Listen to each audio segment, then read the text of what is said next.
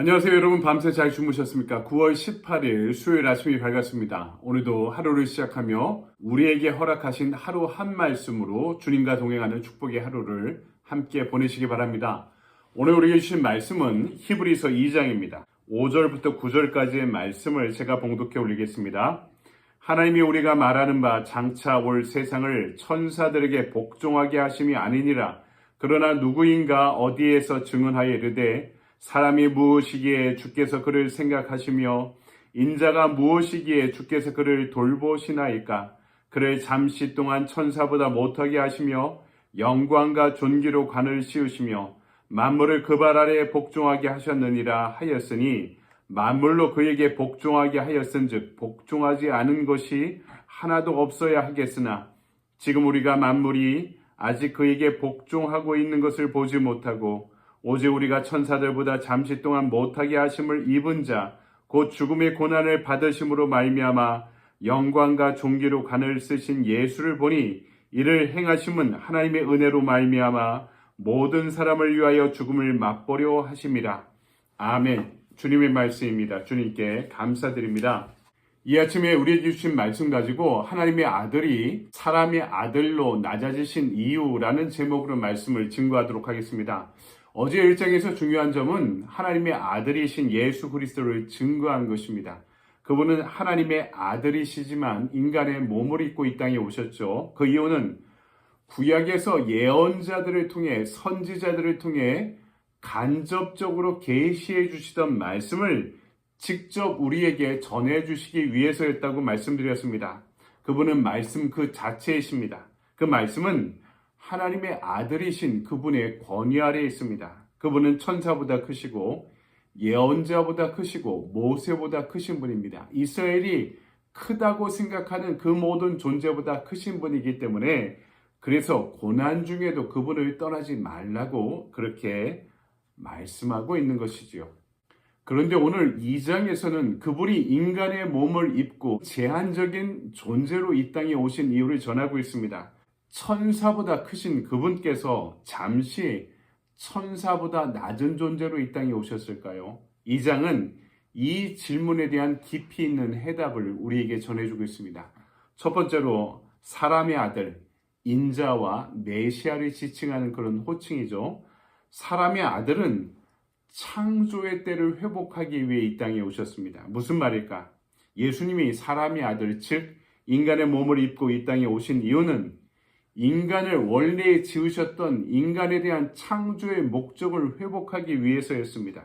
이를 위해 오늘 2장은 시편 8편을 인용하고 있죠. 시편 8편은 하나님이 인간을 창조하신 이유를 전하기 위해 노래하고 있는 시편입니다. 여호와 우리 주여, 주의 이름이 온 땅에 어찌 그리 아름다운지요. 이렇게 시작하고 있는 시편 8편은요 4절에서 6절까지 이렇게 노래하고 있습니다. 사람이 무엇이기에 주께서 그를 생각하시며 인자가 무엇이기에 주께서 그를 돌보시나이까. 그를 하나님보다 조금 못하게 하시고 영화와 존귀로 관을 씌우셨나이다. 주의 손으로 만드신 것을 다스리게 하시고 만물을 그의 발 아래 두셨으니 라고 노래하고 있죠. 예전에 개역 한글판은 시편 8편 5절을 번역하며 그를 천사보다 조금 못하게 하시고 이렇게 번역하고 있는데요. 원래 히브리어 성경에서 이 천사라고 지칭한 단어 엘로힘은 천사가 아니라 하나님을 지칭하는 것이 맞습니다. 그래서 개역 개정판으로 번역하면서 하나님보다 조금 못하게 하시고 이렇게 번역한 것은 타당한 번역입니다. 하지만 지금 히브리서가 천사보다 조금 못하게 이렇게 번역하고 인용하고 있는 것은요, 히브리어 성경이 아니라 고대 시대에 이 히브리어 성경을 헬라어로 번역한 70인역 성경을 인용하고 있는 것입니다. 거기서 시편 8편 5절을 천사보다 조금 못하게 이렇게 번역하고 있는 그 전통을 그대로 따르고 있는 것이죠. 시편 8편은 지금 하나님께서 하나님보다 조금 못한 존재인 인간을 통해서 만물을 대신 다스리시게 창조하셨다는 것이죠.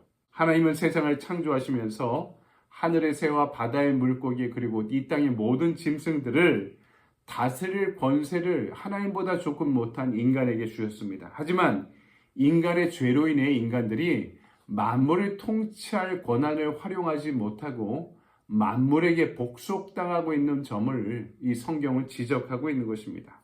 그런데 인간의 몸을 입고 이 땅에 오신 그리스도가 창조의 때에 인간이 만물을 통치했던 것처럼 다시 세상을 다스리시게 될 것을 전하고 있습니다.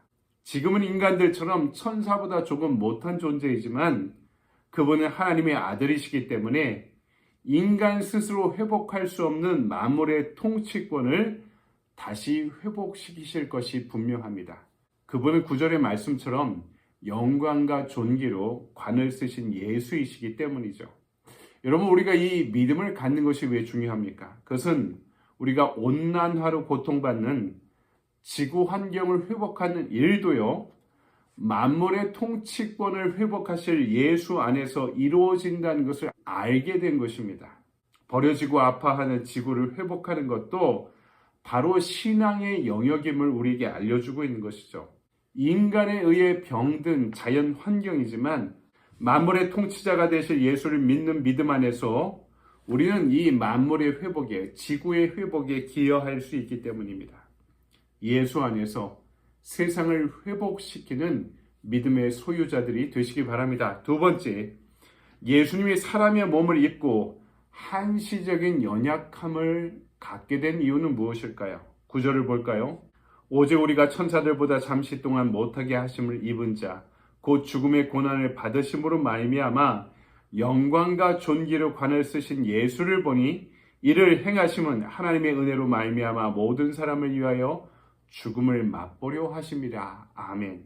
예수님의 위치가 지금 인간들처럼 천사보다 조금 못하게 된 이유는 하나님의 뜻과 관련되어 있습니다. 성경은 이것을 구원의 경륜이라고 말하고 있죠. 이 뜻이 무엇입니까? 지금 히브리서의 독자들은 심각한 핍박 가운데 있다고 말씀드렸습니다. 초대교회에 대한 무시무시한 1차 박해가 지나가고 있고요. 앞으로 다시 다가올 더 무시무시한 2차의 박해가 그들 앞에 다가오고 있습니다. 이 박해를 앞두고 두려워하고 있는 히브리파 성도들, 그러니까 유대교로부터 기독교로 개종한 이들이 이 박해 때문에 다시 유대교로 돌아가고 있는 일이 벌어지고 있는 시점이었습니다. 이들을 위해 쓰여진 히브리서는 지금 예수님이 인간의 몸을 입고 이 땅에 오신 이유가 그들이 박해받고 있는 이 고난과 밀접한 관계가 있음을 분명히 하고 있습니다. 지금 그들이 당하고 있는 고난을 예수께서도 당하셨습니다. 고난이 그럼으로써 영광의 길임을 예수님께서 알려주고 계셨던 것이죠. 예수님이 영광으로 관을 쓰신 이유는 그분이 고난을 당하기 위해서였습니다. 그러므로 독자들이여 용기를 가져라는 것입니다. 십자가는 실수도 아니고 실패도 아니기 때문입니다. 아들의 고난은 오늘 우리의 구원을 위해서였습니다. 그러므로 우리가 당하는 고난도 우리의 구원을 위해서 필수적인 과정이 되는 것입니다. 지금 초대교인들이 검투사의 칼날에 사그러지고 곰졸인 사자의 먹이로 전락하는 것처럼 주님도 죽음을 맛보셨습니다. 죽음을 맛보셨다는 말의 뜻이 무엇입니까? 죽음이 동반하는 모든 고통을 육신 가운데 지금 경험하면서 예수님이 십자가에 달려 죽으셨다는 뜻입니다. 하지만 그분의 부활은 십자가의 죽음을 통해 이루어진 것입니다.